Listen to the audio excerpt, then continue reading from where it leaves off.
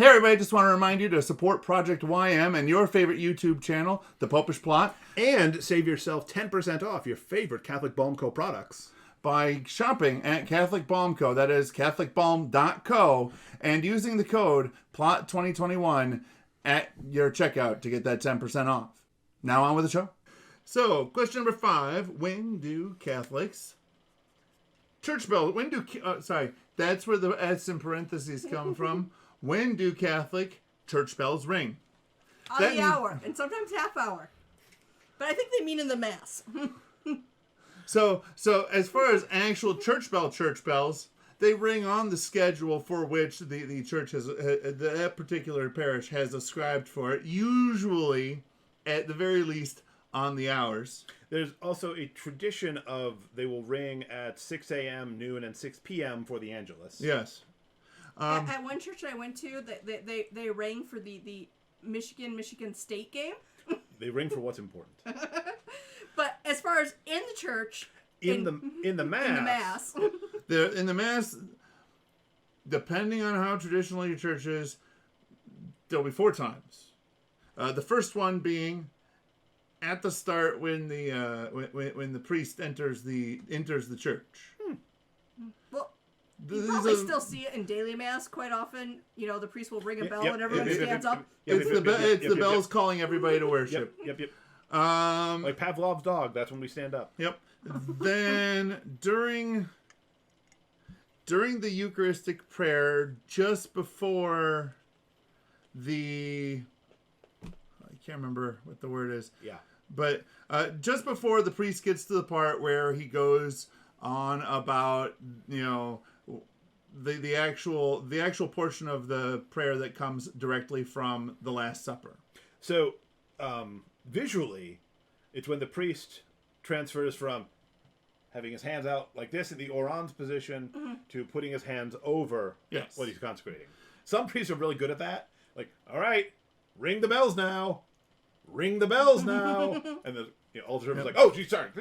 And then when that's 2. So the third time they will ring will be when he elevates the host for all to see.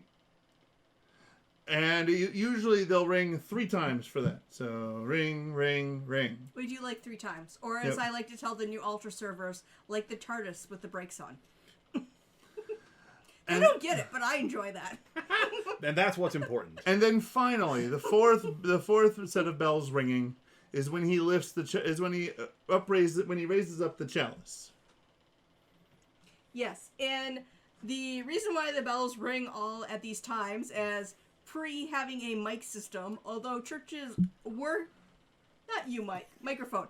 Although churches were designed to be good for sound moving, there was the fact that you might not necessarily hear what's going on, so the bells ring to say, hey, something important is happening. Well, especially because until the last few decades, the Mass was always celebrated ad orientem, so the priest was facing the same direction as the people. So he's even doing, if you heard them, it was in a different language, and you're like, all right, wait, is that the right word? He's doing a lot of things in front of him. And so it's easy to get distracted and that was actually the primary reason for the bells, is that they were always to indicate to the people that something was taking place. So it would ring at the start because everybody would be facing the altar and the priest would be behind them. They would need something to let them know church is starting now. Yep. Before we had big rock bands that would start playing music right at that moment in time, kind of a thing. Again, or people who would be all welcome to our church and such. With the sound amplification. Yes. Yep. And as Mike pointed out... Organs really didn't need the sound amp, but And as Mike pointed out, when the Mass was done ad orientem, you can't really see the fact that the priest's hands went here. Or that they went here. Unless he lifts it above his head. Unless he lifts it way up high. So you need a little audible cue. Just like, hey, pay attention, pay attention, pay attention. This is the important stuff right here. Yep. Well, just like, when you're talking to a large group of people, sometimes you'll snap your fingers to get their attention. If it's big enough, you'll flip the lights on and off. Or if you're a priest, you'll say, "The Lord be with you." And with your spirit. Or you catch somebody who hasn't been in a while. I don't even remember what the old and was. with you. And with you. And also with you. And also with you. I only remember that for Star Wars Day, because I'm like, it seems wrong to do the modern one, but I don't want them to think I haven't been to Mass in like 10 decades. May the 4th be with you. Yeah. And also with you. All right, so next question. Question number 6.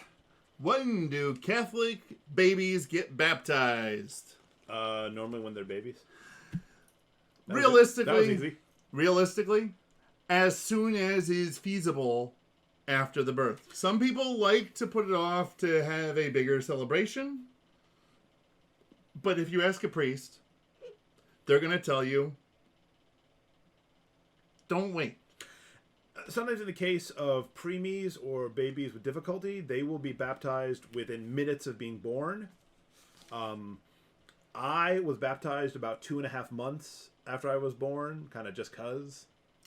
Our children were each baptized about a month afterward. A month and a day. It worked out for both of them that way. If you want to mirror the Jewish rite of circumcision, as Paul references in Scripture, baptism assumes the place of that as incorporating you into the community, into the body of Christ. You could do it on the 8th day. Yeah. Yes, but officially there is no, you have to be this old to be baptized.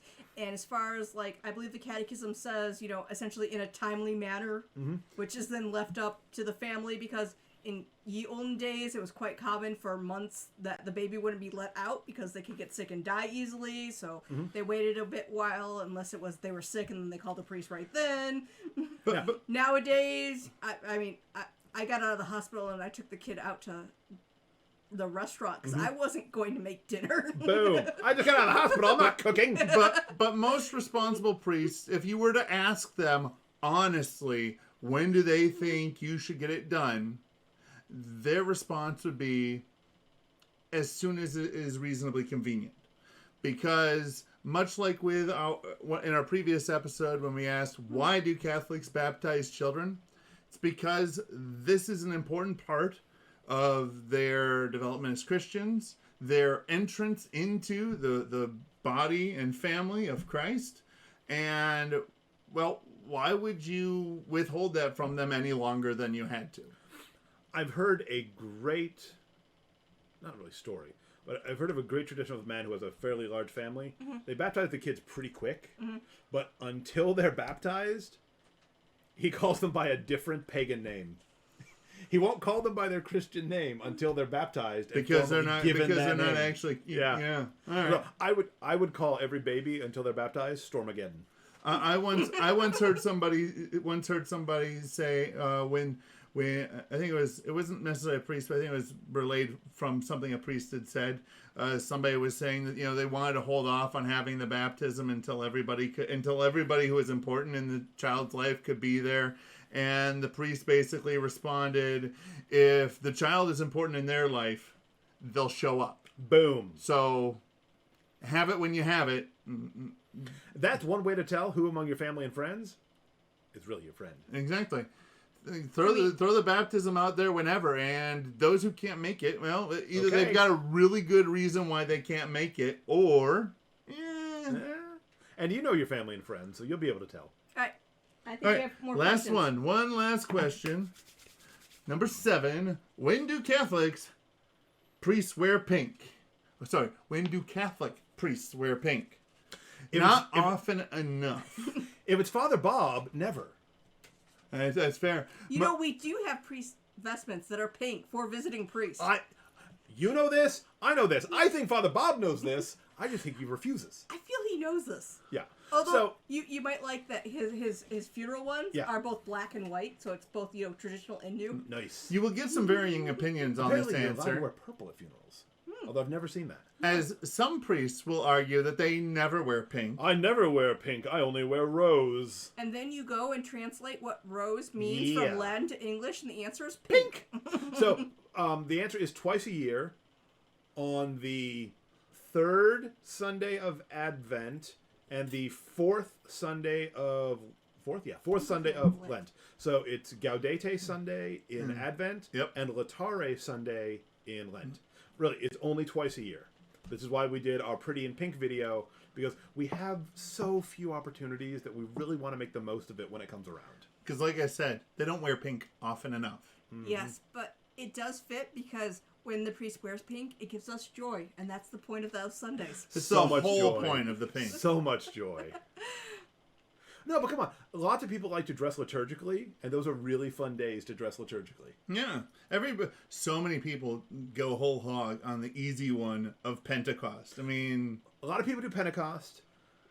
Very few people... Like, I would expect to see more green on the first Sunday back in ordinary time. Yeah. And it's like that weird time in January where it's like you got one ordinary time and then you go back to a holiday. You can tell the people who are really committed to Lent... Yeah, you can. Yeah, because they're purple all the time. It's hard at the end of Easter because we go back to ordinary time, but then the next 2 Sundays are still big things. So your priest is wearing white. Mm-hmm. Yeah. I mean, I do appreciate that we have one person in our band who has a pink suit, and there's a pink tie that stays in back, and whoever grabs it first for pink Sundays. So on the 3rd Sunday of Advent and the 4th Sunday of Lent. Yep. When Catholic priests wear pink. So we hope you enjoyed this round of questions brought to us via the internet. What we'd really like, though, is questions brought to us by you. So go down to the comment section below and send us some questions. Seriously, we will take just about any question we get. AMA, I mean, as long as it wouldn't be inappropriate for us to answer it. I mean, maybe we could find an appropriate way to answer the inappropriate question. Knowing us, we could probably find a differently inappropriate way to answer the inappropriate question. That'd be very on brand. We have been given a few questions where it's like, I can answer this in 2 sentences, so it wasn't an episode, but we still answered the question. Yeah. and perhaps we could go and bundle a bunch of those up and make a whole episode. And again, if you don't want to display your question publicly, that's totally fine. Email it to us at thepopishplot@gmail.com or DM us at the Twitters at the Popish Plot. And while you're down there, hit the subscribe button, the bell next to it to get notified of new episodes coming out. And until next time, remember to live your faith. Love your faith. Share that love.